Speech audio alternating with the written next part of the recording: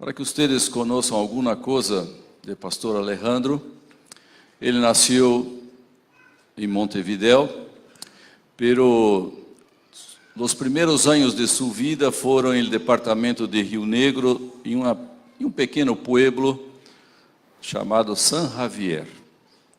Allí hizo primária e liceu. Sus padres eram católicos, pero por los caminos de la vida, Alejandro se tornou ateu. E depois que terminou o liceu, foi à Argentina cursar engenharia de sistemas. Em la universidade, se tornou um acérrimo ateu. E seu sonho era trabalhar como programador em empresas de videojuegos. Depois de sua graduação, começou a trabalhar numa empresa de Canadá que trabalhava com videojuegos. E quando se preparava para ser seu doutorado em engenharia de sistemas, aconteceu um montão de coisas que estou seguro que durante a semana ele vai compartilhar com nós outros. Pero de acérrimo ateu se transformou em pastor da Igreja Adventista do Sétimo Dia. Ele é casado com a professora Mônica Morgante, que está ali ao fundo, que é professora de literatura aqui de IAU, e tem 3 filhos, Julieta, Belém e Joel. Estou seguro que esta semana, especialmente para nossos jovens, vai ser a diferença na vida de vocês. Eu queria invitar a pastora Iñasco que passasse. Estou seguro, pastor, que Deus irá utilizá-lo nesta semana. Amém. Eu queria, antes que o pastor faça então o mensagem desta manhã, fazer mais uma oração, assim como estamos, para pedir que Deus o utilize, que o Espírito de Deus esteja atuando em cada coração. Inclinemos o rosto em atitude de reverência. Querido Padre Celestial, estamos felizes por poder estar começando mais uma semana de oração. Estamos agradecidos por ter enviado o pastor Iñasco aqui a IAU.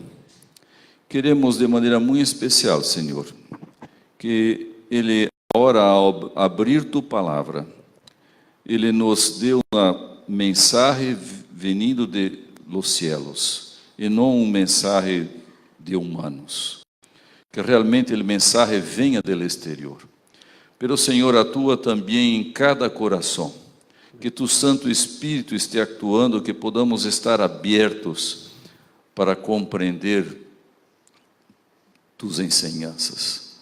E que realmente, ao final desta semana, muitos milagros puedan ocorrer em nossas vidas. Uma vez mais, entregamos o pastor Iñasco em tus manos. É o que pedimos e agradecemos em nome de Jesus. Amém.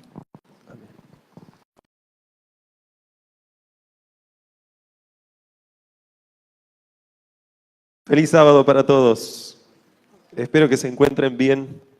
Muchas gracias, Pastor Pacini, por esa introducción. Sin duda que cada uno de nosotros tiene una historia que muchos no conocen, que otros no conocen. Quizás los más allegados son los que más conocen algunas cosas. Pero es interesante que Dios nos conoce a todos, y eso es lo que más importa en este caso. ¿Cuántos de los que están aquí presentes pudieron venir ayer? Creo que la mayoría. Y es bueno también que hay personas que no pudieron venir, pero que hoy están con nosotros aquí. Este lugar hoy, especialmente por ser sábado, está un poquito más lleno que ayer, y eso es muy bueno. Yo no sé si ya pueden poner en pantalla la presentación que quisiera compartir hoy con ustedes. Bien. En aquel proyector no puedo ver muy bien, así que voy a tener que darme vuelta para mirar por aquí. Este es el tema número 2. Ahora hablamos acerca de la realidad o la ficción, de si realmente en el mundo en el que estamos viviendo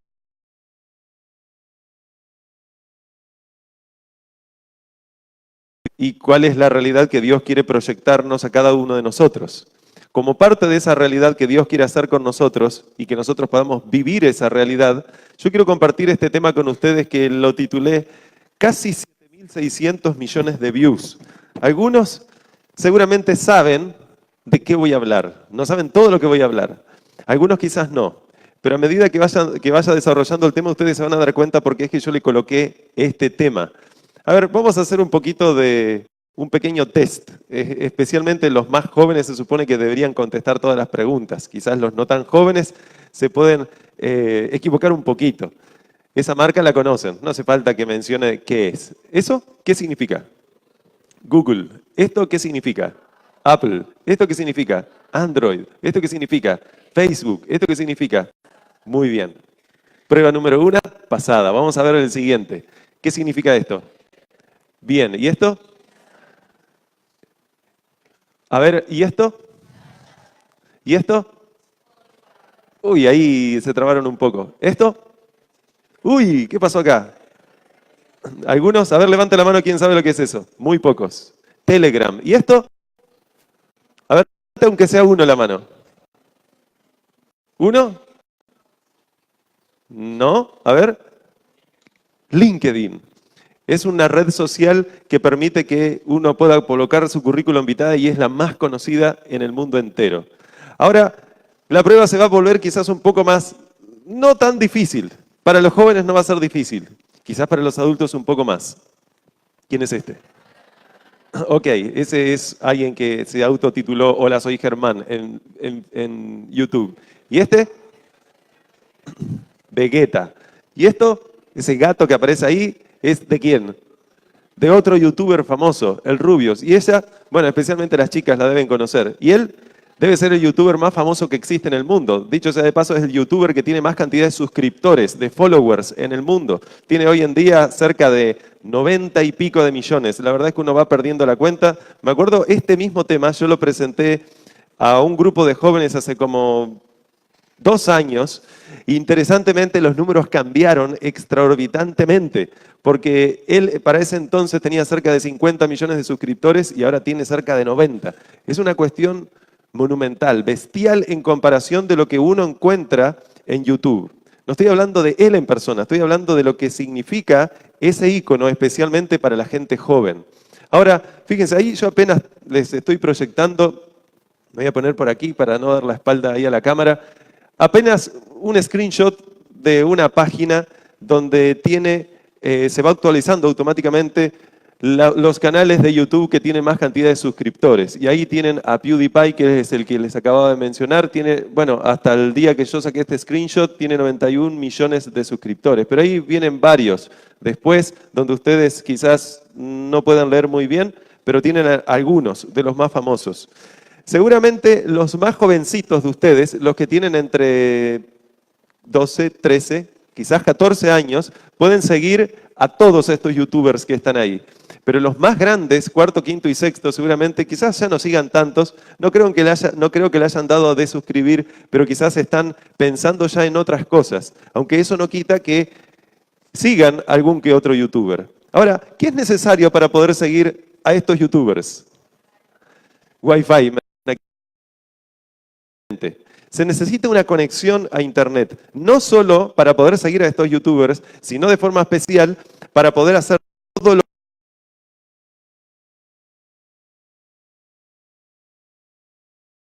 lo siguen. ¿Por qué crees tú que quizás es porque no les gusta? Esa es una posibilidad. Pero considerando que no todo el mundo tiene Internet, ¿cuál sería la respuesta más lógica del por qué no pueden seguirlos? Porque no tienen. La pregunta antes de contestar, ¿cuántas personas en el mundo suelen tener Internet? Deberíamos contestar otra. ¿Cuántos habitantes creen ustedes que en este momento viven en el mundo? No hace falta que ustedes ahora agarren el celular. De hecho, dicho sea de paso, espero que no lo hagan. Lo que sí quiero decirles es que yo les ahorré un poquito la tarea y ustedes ponen ahí en Google una pequeña pregunta acerca de cuántos millones de personas existen en el mundo y ahí da ese número. 7.53 billones de personas. Billones en un idioma angloamericano podríamos decir que son 7.530 millones de personas que viven en el mundo. Casi 7.600 millones de personas que viven en este mundo. Eso es aproximadamente 2.178 veces la población de Uruguay. Uruguay apenas tiene 3,5 millones de personas, aproximadamente. ¿Cuántas de estas personas son las que suelen tener acceso a Internet? Menos de la mitad, 3.200 millones de personas. Ahora, fíjense que no es el único problema hoy en día que las personas no tengan Internet. Dicho sea de paso, puede ser un gran beneficio para algunos.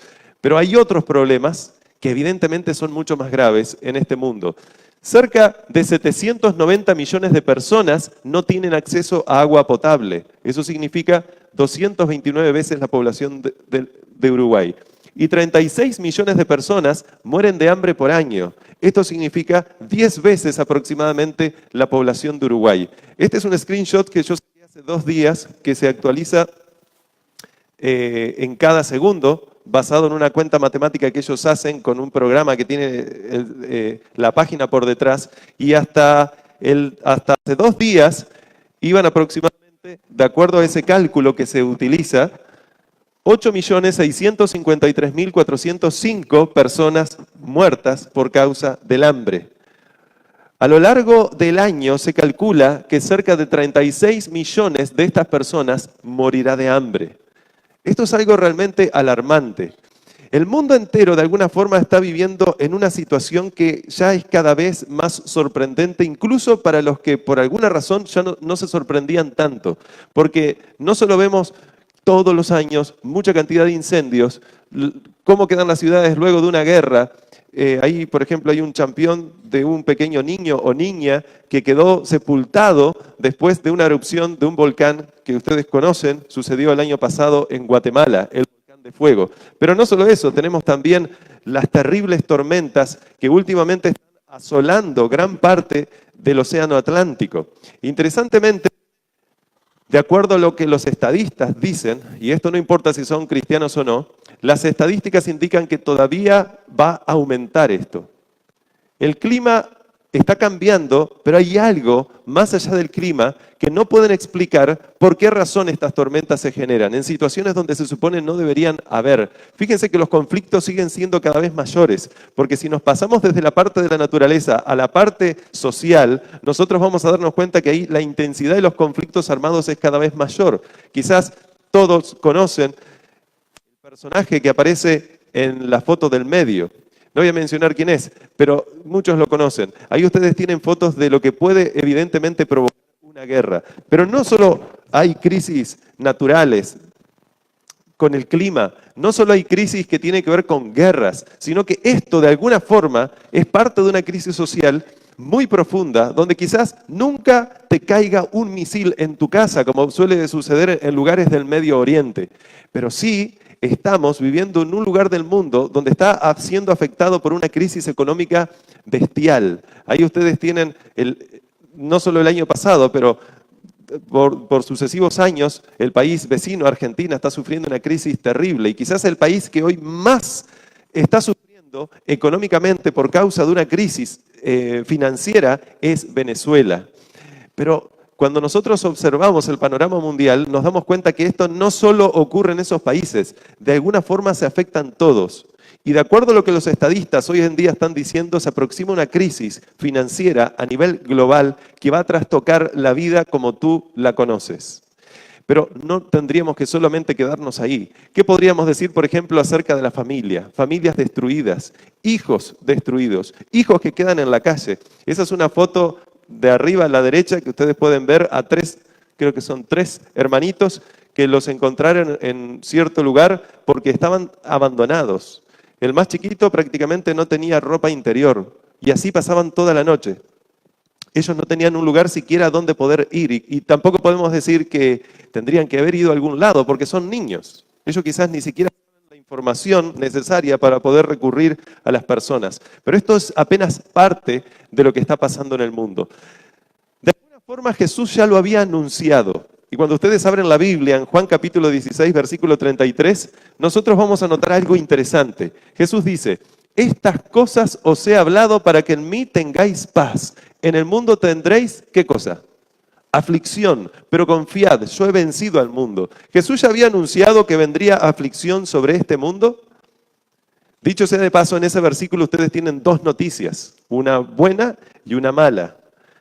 Evidentemente todo el mundo le gusta escuchar primero la mala, y la mala es que en el mundo tendréis aflicción, pero la buena es que Él te dice que confíes en Él, porque en Él tendrás paz. Este otro texto es casi idéntico, porque Jesús transmite el mismo principio. Dice: la paz os dejo, mi paz os doy. Yo no os la doy como el mundo la da. No se turbe vuestro corazón, ni tenga miedo. Nuevamente, el mismo concepto. En el mundo no tendrás paz, aunque el mundo te diga paz. Pero conmigo sí vas a poder tener paz.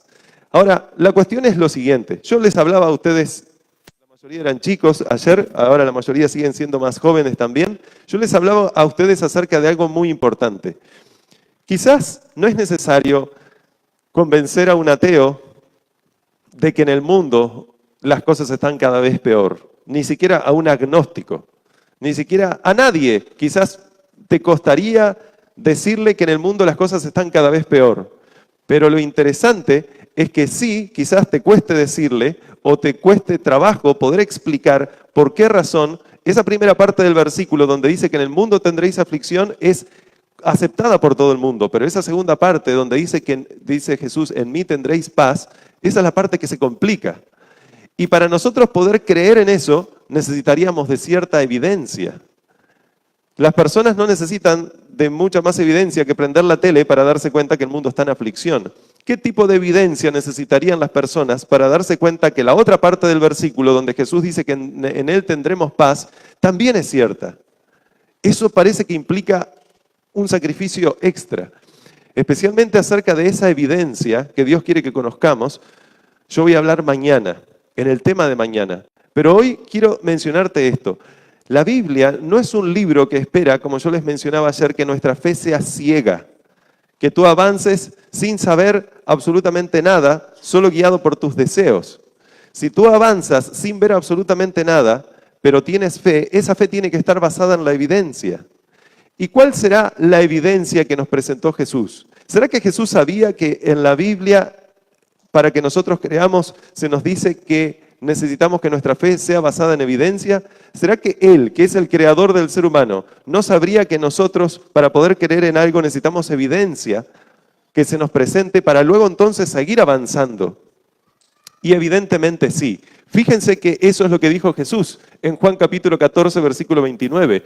Y ahora os lo he dicho antes, para que cuando suceda, para que cuando suceda creáis. Fíjense las palabras que yo subrayé. Antes, para, suceda y creáis. Jesús dice que Él nos anunciaría algo que iba a suceder en el mundo para que cuando suceda creamos. O sea que claramente el objetivo de Jesús es que creamos. Pero para que creamos, ¿qué es lo que Él nos iba a presentar antes? Nos iba a contar, y dice que os lo he dicho antes. ¿Qué será lo que Jesús habrá dicho antes? Para que entonces, habiendo escuchado a Jesús, sabiendo que Jesús lo dijo antes de que sucediese, cuando suceda, entonces no tenemos excusa, sino que la lógica indica que nosotros tenemos que creer. ¿Qué es lo que Jesús dijo que debería suceder? Fíjense aquí. Cuando estas cosas comiencen a suceder, erguíos y levantad vuestra cabeza, porque vuestra redención está cerca. O sea que acá hay otro concepto que se une. No solo es que Jesús dijo que iba a suceder algo y por lo tanto cuando suceda tú tienes que creer, sino que el hecho de que estuviese sucediendo implicaría que hay algo que estaría cerca. Y la Biblia dice que es nuestra redención.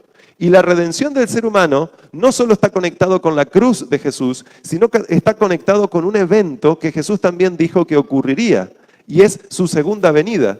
Porque Jesús, dice la Biblia, que vino para salvar lo que se había perdido, pero sin embargo se fue. Y hay muchos que dicen, ¿cómo es este Jesús? Se fue y los dejó aquí, sufriendo con Satanás. pero la cuestión es que parte del plan de redención implicaría algo que yo no dispongo ahora del tiempo de explicar, aunque me encantaría hacerlo, de una obra que estaría haciendo Jesús mientras estuviese en el cielo para que una vez completado esa obra, Él entonces viniese a buscarnos y por eso dice, vuestra redención está cerca.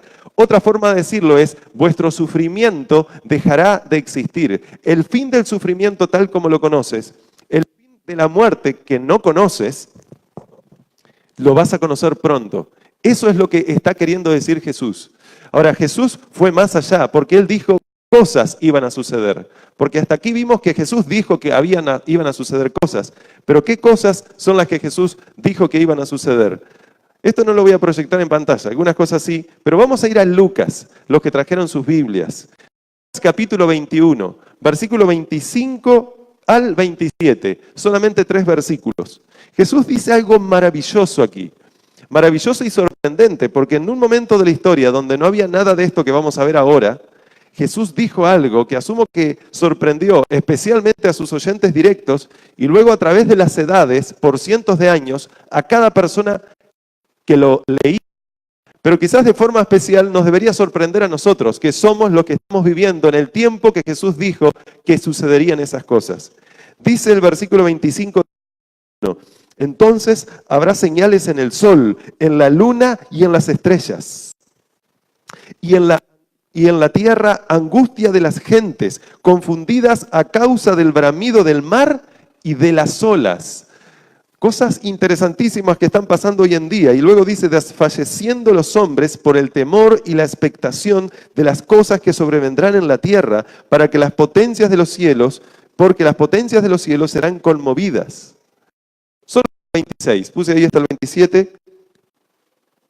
Bien, voy a leer el 27 porque sí es importante. Dice, entonces verán al Hijo del Hombre que vendrá en una nube con poder y gran gloria.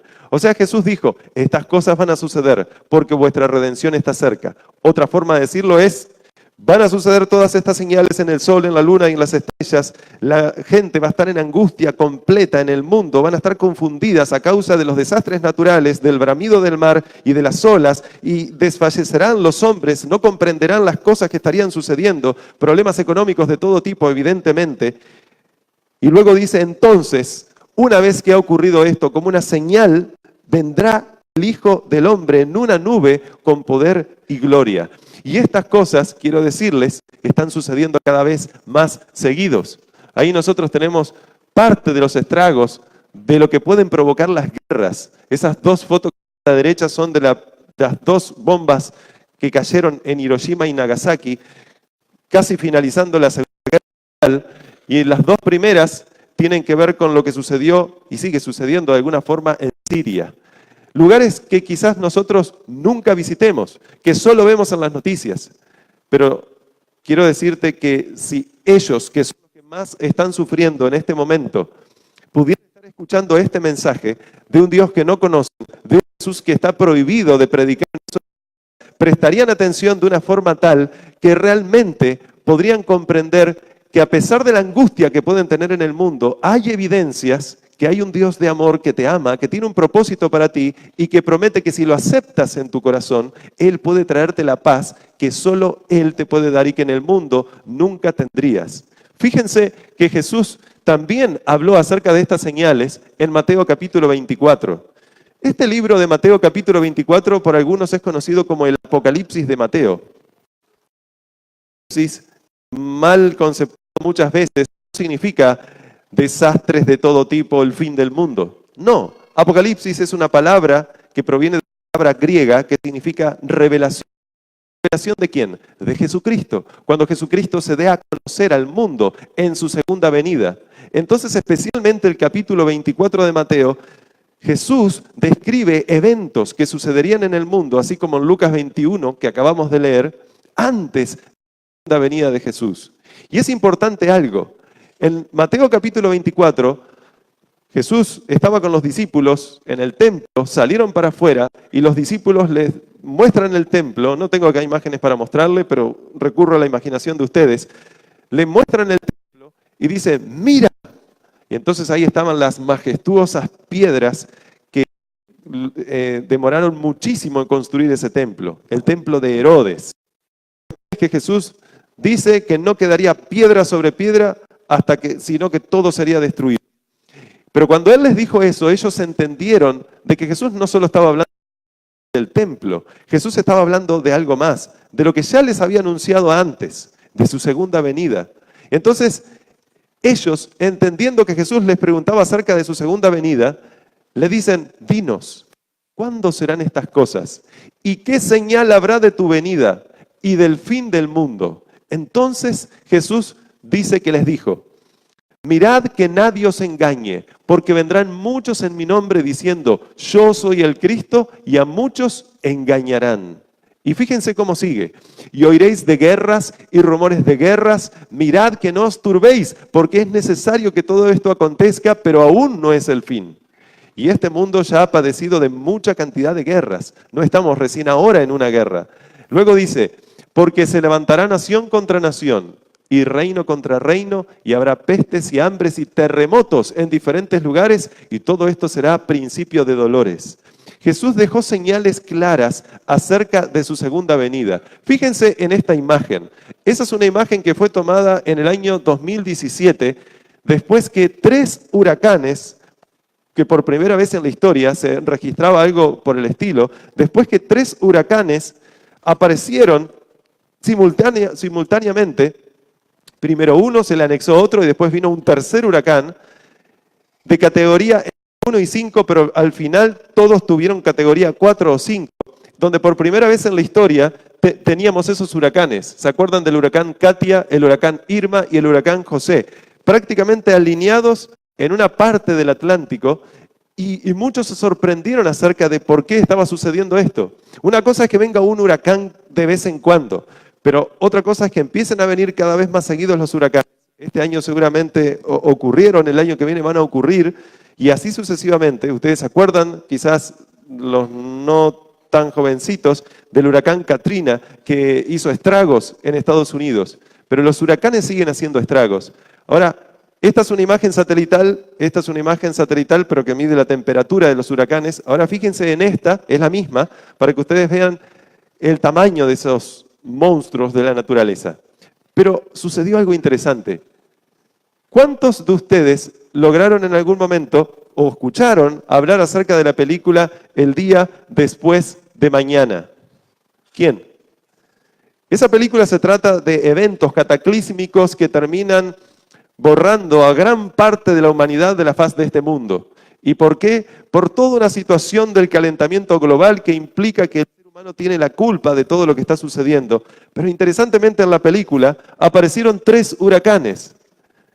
Y para que ustedes se den cuenta más o menos de esa comparación, esto no lo estoy diciendo yo, ustedes lo pueden encontrar en internet. Yo apenas busqué en internet y encontré. Esto, aunque desde un tiempo lo he venido investigando. Ahí ustedes tienen una imagen de la película, 3 super huracanes gigantes, ahí tienen América del Sur y casi toda América del Norte está tomada por un huracán, y la realidad.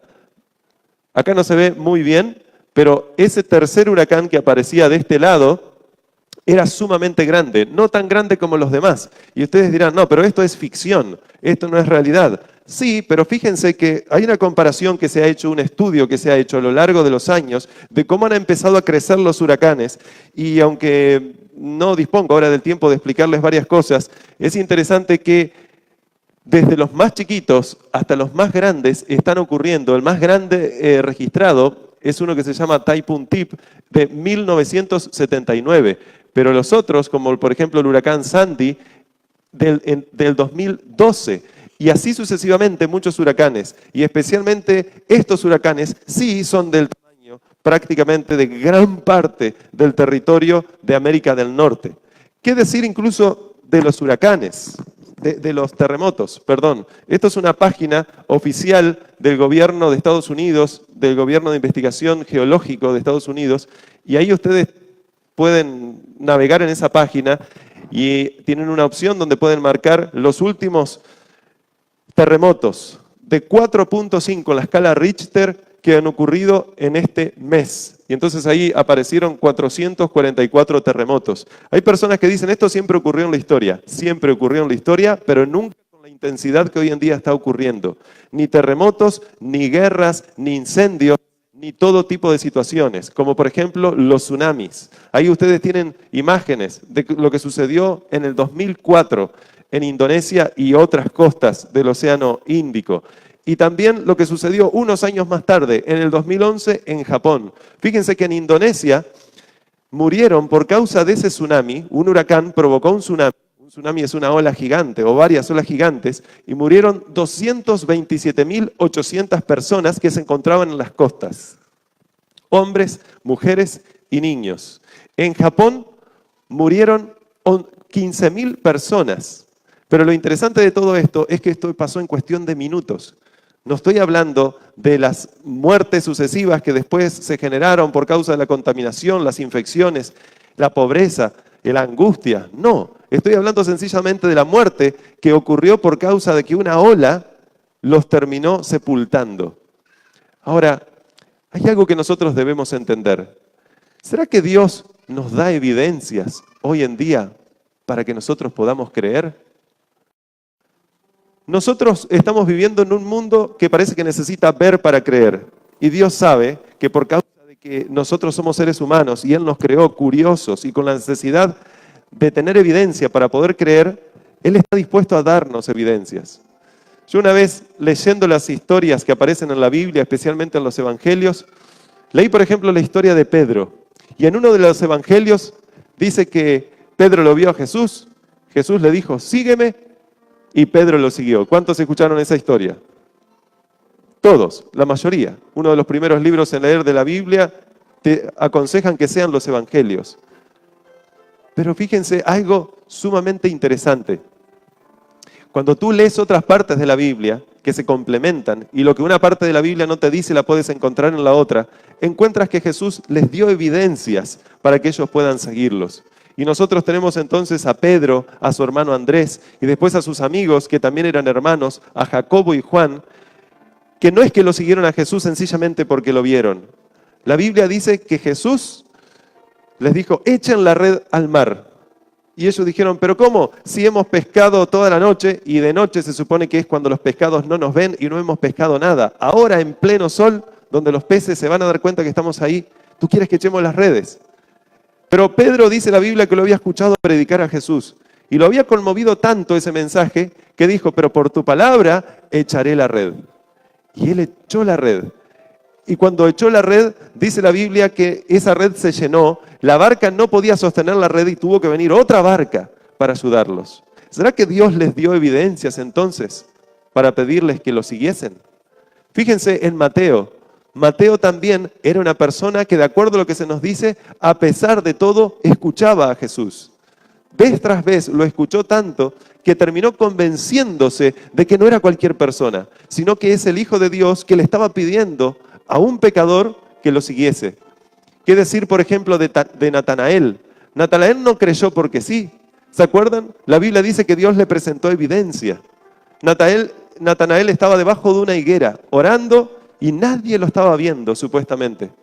Y se le avisó, mira que hay alguien que puede ser que sea el Mesías. Y él fue y dijo, no creo. Pero cuando Jesús le dice, te vi cuando estabas debajo de la higuera.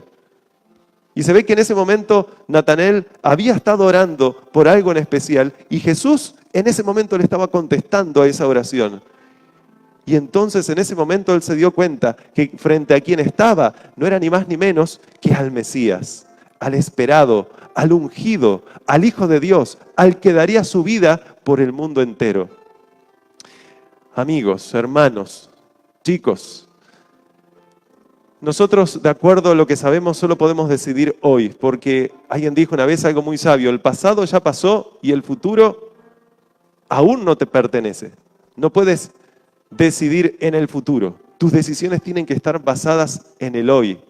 Quizás tú te pones a pensar que tienes mucha cantidad de sufrimientos, y es cierto, pero sabes, de acuerdo a lo que se nos dice en la Biblia, nosotros somos más preciosos que oro de Ofir para Dios. Ofir es un lugar que hoy en día se conoce como el Cuerno de África, un lugar desde donde se extraía oro muy, pero muy valioso por esa calidad. Hay una profeta que ya falleció y ustedes la conocen, Elena de White, que ella dijo lo siguiente, que uno solo de nosotros es más valioso que la suma de todos los mundos del universo. No solo el oro, sino de todo cuanto existe. Eso entonces es una razón lógica para entender por qué es que Dios envió a su hijito chiquito para poder morir por cada uno de nosotros. Y yo quiero culminar sencillamente mostrándote esto. Hoy hablamos acerca de los youtubers. Me estuve poniendo a investigar un poquito cuáles eran los videos más vistos en internet y encontré que, sin importar cuál, el video más visto, 6.000 millones de views. O sea, 6.000 millones de visualizaciones. Interesantemente, en cada uno de esos videos, si tú quieres, puedes suscribirte a esos canales. Suscribirte significa, o follow, significa seguir. Tú te conviertes en un seguidor para poder estar al tanto de las noticias que esos youtubers mencionan. Pero ¿sabes qué? De acuerdo a lo que se nos dice en la Biblia, hay alguien que no tendrá 6.000 millones de views, sino que tendrá casi 7.600 millones de views. ¿Y quién será? La Biblia lo enseña. Es Jesús volviendo por segunda vez. Ahí no importa si tú tienes o no internet. Ahí no importa si tú tienes o no dinero. Ahí no importa absolutamente nada. La Biblia nos dice en Apocalipsis capítulo 1, versículo 7, que viene con las nubes, está hablando de Jesús, y todo ojo le verá. Y en ese momento, interesantemente, va a ocurrir que todo el mundo lo va a ver simultáneamente. No que un día lo ve uno, al otro día viene el otro y lo ve, y así sucesivamente, hasta que después de no sé cuántos años se acumularon en ese video 6.000 millones de views, en el más visto hoy en día en internet. No, esto va a ser inmediatamente, todo el mundo. Pero ¿sabes qué? Lo más importante no va a ser esto. Lo más importante no va a ser quién lo vio. Porque la Biblia nos dice que cuando venga Jesús, apartará los unos de los otros como el pastor aparta las ovejas de los cabritos. Y tanto las ovejas como los cabritos verán a Jesús. Lo que importó aquí no era tanto si tú veías a Jesús, si pudiste ver a Jesús. Satanás verá a Jesús nuevamente cuando venga en la gloria de los cielos. Lo más importante aquí no es el numerito que va a aparecer de visualizaciones. Lo más importante aquí es otro numerito que va a aparecer de cuántos realmente lo siguieron. ¿Cuántos se suscribieron a ser realmente los hijos que Dios quiere que seamos cada uno de nosotros? ¿Cuántos realmente le dieron clic en follow para convertirse en un seguidor de Jesús? Estos apóstoles, estas personas que existieron a lo largo de la historia, parte del pueblo de Dios, dijo claramente que ellos estaban dispuestos a dar todo por Jesús. ¿Por qué? Porque la Biblia dice que nosotros podemos amar a Jesús porque Él nos amó primero. Él dio el mayor sacrificio. Y entonces lo que nos pide ahora, con la evidencia que nos da, parte de la cual vamos a ver mañana, que lo sigamos, cada uno de nosotros. Yo te pregunto entonces, ¿quieres seguir a Jesús? ¿Estarías dispuesto a seguirlo? ¿Estarías dispuesto a realmente pasar tiempo con Él? ¿O quizás preferirías seguir pasando tiempo con personas que pueden ser interesantes y decir cosas interesantes, aunque muchas veces no, pero estar tiempo delante de la pantalla, mirando video tras video, siguiendo a cosas entretenidas, pero que no te darán la paz que solo Dios puede darte? En el mundo tendréis aflicción, pero confiad, dice Jesús, yo he vencido al mundo. ¿Hay alguien en esta hora que quiere convertirse en seguidor de Jesús? Para que cuando venga Jesús en las nubes de los cielos, no solo lo podamos ver, sino que además de verlo, nosotros estemos contados entre ese grupo numeroso que se nos dice en la palabra de Dios, que por causa de que lo siguieron, entonces heredarán la vida eterna. ¿Quieres tú seguir a Jesús? Los que quieren seguir a Jesús, yo les invito en esta mañana, mis hermanos y amigos, que puedas ponerte de pie y que le digas: Jesús, yo sí quiero seguirte. Hay cosas que tengo que cambiar, pero tú, Señor, entregaste tu vida por mí y me prometes capacitarme para cambiar todo lo que hay que cambiar. Que Dios te bendiga en esta hora. Lástima que hay solo una cámara en este momento y no se puede enfocar por una cuestión técnica todas las personas que están aquí.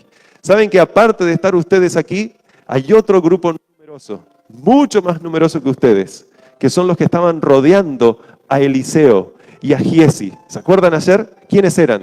Los ángeles. Ojalá nosotros pudiéramos ver el mundo espiritual que hay por detrás, pero por alguna razón, por nuestra conveniencia, por amor a nosotros, todavía nos es velado.